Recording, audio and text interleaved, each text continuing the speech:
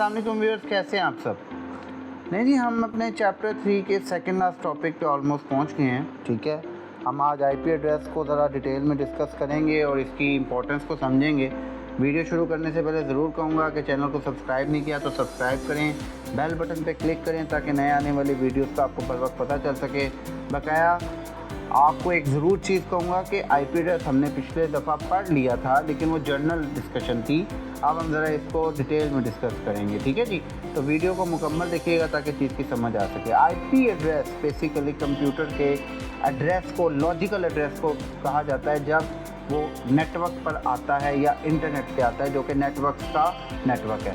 हम ये भी कह सकते हैं कि आईपी एड्रेस कोई एक न्यूमेरिकल फिगर होती है जो कि फर्दर पार्ट्स में डिवाइड किया जाता है। हर न्यूमेरिक फिगर को फर्दर नंबर पार्ट्स में डिवाइड किया जाता है, जिनको या तो पीरियड मतलब फुल स्टॉप या कॉलन दो को मतलब फुल स्टॉप ऊपर नीचे उनसे आप सेपरेट करते हैं।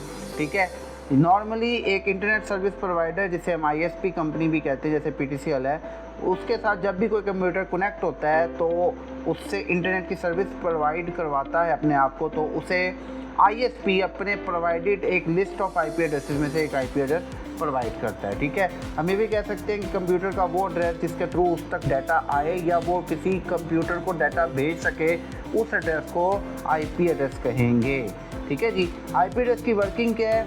जब भी आपकी डिवाइस किसी आईएसपी मतलब जैसे पीटीसीएल की मैंने एग्जांपल दी, उसके साथ कनेक्ट होती है, तो पीटीसीएल अपने पास मौजूद आईपी एड्रेसेस की लिस्ट में से एक आईपी एड्रेस उसे प्रोवाइड करता है जो किसी दूसरे कंप्यूटर को उसने भी करंटली नहीं दिया होता, वेकेंट होता है।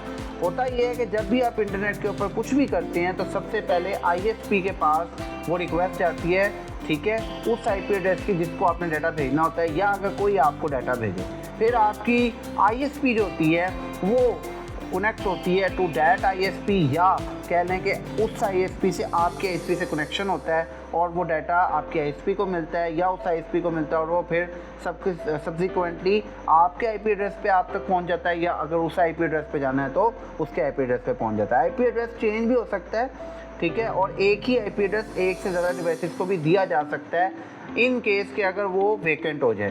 तो इसलिए ये ज़रूरी नहीं है कि एक आईपी एड्रेस अगर आपको आईएसपी दे देती है तो वो अब आपका हो गया। ज़्यादा तौर पे आईएसपी डायनामिक आईपी एड्रेसेस को यूज़ करते हैं। एक आईपी एड्रेस को एक से ज़्यादा कंप्यूटर्स को दिया जा सकता है अगर वो वेकेंट हो। इसके लिए आप डायनामिक आईपी एड्रेस को ज़रा लेक्चर को दोबारा देख लें। वर्जन ऑफ आईपी एड्रेस से मुराद ये है कि आईपी एड्रेस को दो तरह से क्लासीफाई किया जाता है कि दो किस्म के आईपी एड्रेसेस ज़्यादा तौर पे दुनिया में पाए जाते हैं, on the basis of their function, on the basis of their working. ठीक है जी, अब इसमें पहला है IPv4, दूसरा है IPv6। IPv4 को डिस्कस करते हैं। IPv4 एड्रेस बेसिकली आपका सबसे ज़्यादा यूज़ होने वाला आईपी एड्रेस है।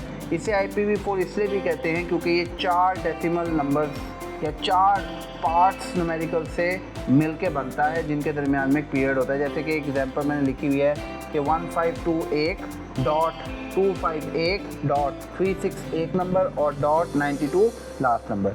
IPv4 एड्रेस के अंदर जो आपका हर सेट होता है उसमें एक डेसिमल नंबर होता है जो कि 0 से लेके 255 की रेंज में होता है। आप चूँकि कंप्यूटर तो बाइनरी लैंग्वेज समझता है, तो इससे जब हम इसे बाइनरी लैंग्वेज में या मशीन लैंग्वेज में कन्वर्ट करेंगे तो 0 को हम 8 0 से रिप्रेजेंट करेंगे और 255 को हम 8 1 से रिप्रेजेंट करेंगे। इसके लिए आप कन्वर्जेंस देखें डेसिमल टू बाइनरी, जो कि चैप्टर 2 के अंदर हमने कवर किया हुआ है। अच्छा, अब इस तरह ये समझें कि हर आईपी एड्रेस को हमें रिप्रेजेंट करने के लिए 8 बिट्स की ज़रूरत है या 1 बाइट, क्योंकि पूरा IPv4 एड्रेस आपका 4 हिस्सों पे 4 पार्ट से मुश्तमिल है। इसलिए 8 × 4 32 बिट्स, या इसे अगर हम बाइट्स में लेके जाएं तो 1 बाइट में 8 बिट्स हैं, तो 32 बिट्स 4 बाइट्स में आपके बेसिकली ये पूरा IPv4 एड्रेस आपका स्टोर होगा। क्योंकि हम ये जानते हैं IPv4 एड्रेस के अंदर जो पार्ट्स हैं उसमें से जो पहला पार्ट है उसके जो पहले 3 डिजिट्स हैं ना, वो आपके नेटवर्क को रिप्रेजेंट कर रहे होंगे, जिसके साथ आपका या ISP को रिप्रेजेंट कर रहे होंगे, जिसके साथ आपका कंप्यूटर कनेक्ट है। इसका मतलब ये है कि अगर एक नेटवर्क है जिसमें 2 कंप्यूटर्स या 3 कंप्यूटर्स कनेक्टेड हैं तो उसके IPv4 एड्रेस के पहले 3 डिजिट्स व्यूअर्स सेम होंगे। बकाया डिजिट्स और जो बकाया पार्ट्स हैं वो डिफरेंट हो सकते हैं on the basis of computer addresses जो कि ISP को प्रोवाइड हुए हैं। ठीक है जी। अप्रॉक्सीमेटली हम ये भी कह सकते हैं कि 2 की power 32 means 4.2 billion almost computer या डिवाइसेस हम IPv4 के साथ एक दूसरे के साथ कनेक्ट कर सकते हैं। लेकिन क्योंकि दुनिया की बढ़ती हुई आबादी है व्यूअर्स, तो IPv6 जो है वो अगला वर्जन आपका इस वक्त लॉन्च हो चुका हुआ है और प्रैक्टिकल भी हो चुका हुआ है, बिकॉज IPv4 आहिस्ता आहिस्ता आपका कम होते जा रहे हैं IPv4 एड्रेसेस। तो IPv6 एड्रेसेस के अंदर rather than 32 बिट्स आपको 128 बिट्स का IP एड्रेस प्रोवाइड होता है। ठीक है, इसमें बेसिकली होता ये है कि हेक्साडेसिमल डिजिट्स को rather than डेसिमल डिजिट्स को यूज़ किया जाता है। ठीक है, 8 हेक्साडेसिमल जो डिजिट्स होते हैं आपके वो पोर्शन यूज़ होते हैं। हर पोर्शन के दरमियान कॉलन है और हर पोर्शन के अंदर अगर आप देखेंगे तो 4 हेक्साडेसिमल डिजिट्स यूज़ हो रहे हैं। मतलब जैसे पहले पार्ट में 4 8 9 0 तो 4 एक हेक्साडेसिमल डिजिट, 8 एक हेक्साडेसिमल डिजिट, 9 एक हेक्साडेसिमल डिजिट और 0 एक हेक्साडेसिमल डिजिट। और ये जब बाइनरी में कन्वर्ट होंगे तो इसके लिए आप हेक्साडेसिमल इनटू बाइनरी कन्वर्जन भी उसी कन्वर्जन वाले लेक्चर में देख लें चैप्टर 2 के अंदर।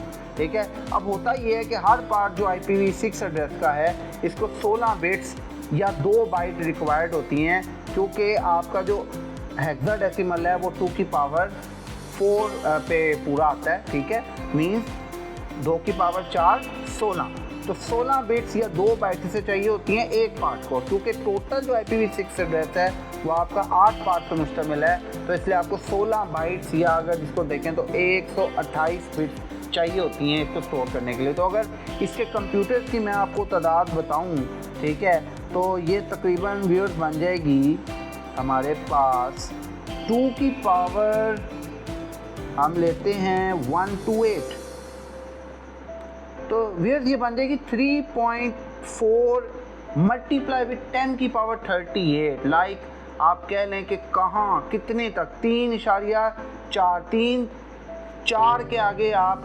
37 ज़ीरोज़ लगाएं तो इतने कंप्यूटर या डिवाइसेस को आप थ्रू IPv6 एड्रेस एक दूसरे के साथ कम्युनिकेट कर सकते हैं। ठीक है जी, तो इसका मतलब ये है व्यूअर्स कि ये एक बहुत बड़ा फिगर है। ठीक है, हम इसे इग्नोर नहीं कर सकते और ये इतनी जल्दी फिल भी नहीं हो सकता। ठीक है, फिर भी हम ये कह सकते हैं कि टेक्नोलॉजी का दौर है, फ्यूचर में हमें और चीज़ भी इंशाल्लाह एक्सपेक्टेड है, लेकिन फ़िलहाल हम IPv6 पे ब्रेक लेकर इसी को यूज़ कर रहे हैं। इंशाल्लाह ये था आज का लेक्चर, आपको चीज़ की समझ आई होगी उम्मीद करता हूँ।